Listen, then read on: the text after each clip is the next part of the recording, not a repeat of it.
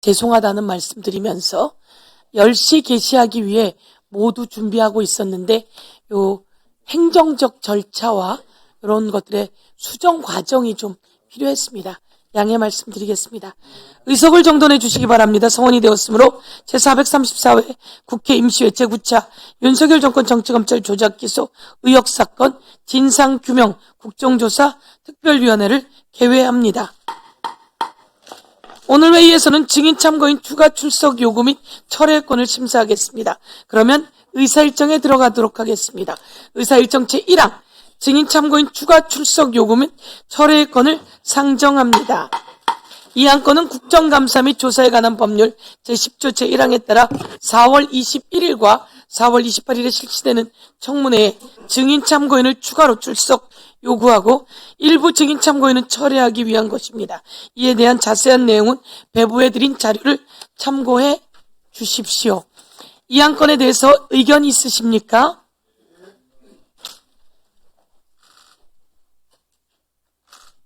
그러면 시간상 세 분이 하시겠습니까?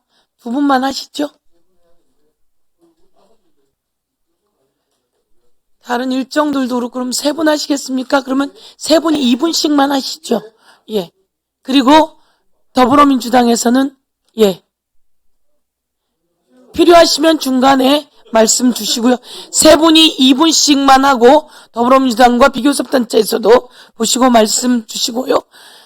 비례한 의원으로 하고 비례해서 의원 숫자를 정하도록 하겠습니다.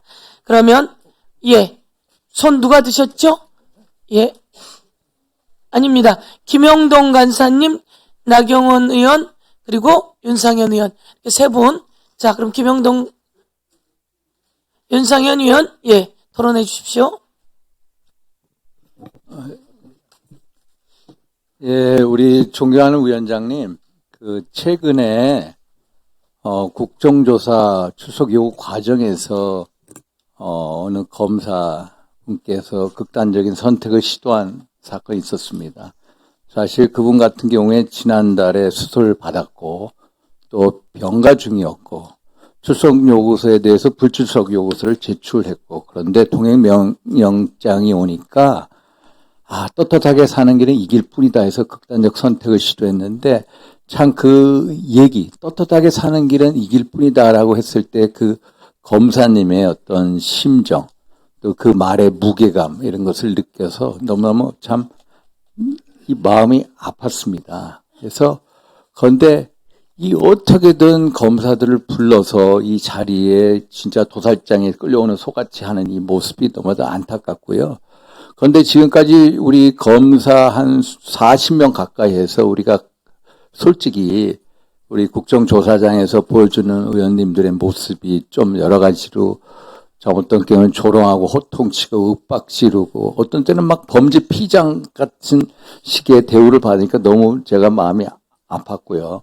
그래서 사실 이런 모습을 보여주는 게 아니다. 사실 국정감사 및 조사에 관한 법률에 의하면은 수사 중인 재판 중인 사건의 소추에 간섭해서 할 수 없거든요. 그래서 기본적으로 저는 이 대장동 수사에 대해서 일단 어제 우리 위원장님이랑 몇 분이 이제 고발하겠다고 하는데 고발은 철회를 해주시는 게 일단 기본일 것 같고 정작 이 대장동 사건의 진상규명을 위한다면은 기본적으로 유동규 증인은 꼭 채택이 됐으면 진짜 대장동 사건의 실질적인 열쇠는 그분이 가지고 있기 때문에 유동규를 꼭 증인으로 해주십사 이런 말씀을 다시 한번 드립니다.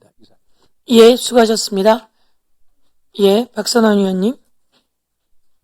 예. 2분 드리겠습니다. 예, 인천 부평을 국회의원 박선원입니다. 존경하는 윤상현 의원님께서 좋은 말씀 계셨습니다. 국가의 공직자, 특히 그 임명직 공직자들의 경우에는 국가의 공복입니다. 정권 교체하고 상관없이 진실 규명을 위해서 협력을 하셔야 됩니다. 위에서 잘못된 명령과 지시가 있었다. 그럼 말씀하셔야 됩니다. 그럼에도 불구하고 윤석열이 내란을 저지른 저런 행동을 아직도 검사 동일체라고 하는 그런 생각 속에서 아직도 윤석열은 우리 최고 대장이다. 윤석열을 지켜야 된다. 이런 생각은 있지 않는가. 아닌 분도 대부분 계시겠지만. 그래서 저는 우리 그 검찰에 2,000명이 계시는데 그 중에 극히 소수, 제가 추정하기엔 한 20분 이내 정도가 어쩔 수 없이 이렇게 정권 초기부터 문재인 정부 죽이기, 이재명 후보 죽이기에 나섰는데 이제는 참여할 때가 됐다.